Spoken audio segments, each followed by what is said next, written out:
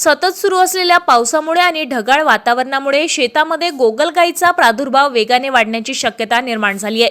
विशेषतः नव्याने उगवलेल्या पिकांवर गोगलगायी मोठ्या प्रमाणावर नुकसान करत असल्याने शेतकऱ्यांनी त्वरित दक्षता घेणे आवश्यक असल्याचे कृषी तज्ज्ञांचे सांगणे आहे। गोगलगायीचा प्रादुर्भाव टाळण्यासाठी शेतकऱ्यांनी पेरणीनंतर नियमितपणे शेतीची पाहणी करावी। सकाळी लवकर किंवा संध्याकाळच्या वेळेला गोगलगायी सहज दिसून येतात। शेतातील तण, पिकांचे अवशेष आणि अनावश्यक ओलावा कमी ठेवून त्यांना पोषक वातावरण निर्माण होणार नाही याची काळजी घ्यावी। शेतात पाणी साचणार नाही यासाठी योग्य निचऱ्याची व्यवस्था करावी। प्रादुर्भाव दिसताच गोगलगायी हाताने गोळा करून नष्ट कराव्यात। तसेच गोनपाट, ओले पोते आणि लाकडी फळ्यांचे सापळे तयार करून त्याखाली जमा झालेल्या गोगलगायींचा नायनाट करावा।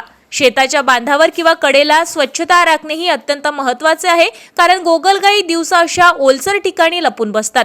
प्रादुर्भाव अधिक असल्यास कृषी विभागाच्या शिफारसीनुसार अमिष आणि मॉलस्किसाइडचा सुरक्षित व योग्य प्रमाणावर वापर करावा। सतत ढगाळ आणि पावसाळी हवामानामुळे गोगलगायींची संख्या झपाट्याने वाढू शकते। त्यामुळे शेतकऱ्यांनी नियमित निरीक्षण करून वेळेवर उपाययोजना केल्यास पिकांचे मोठे नुकसान टाळता येईल, असे आवाहन कृषी विभागाने केले आहे।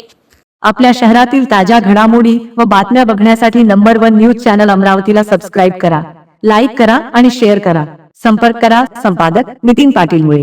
संपर्क क्रमांक 9921589663।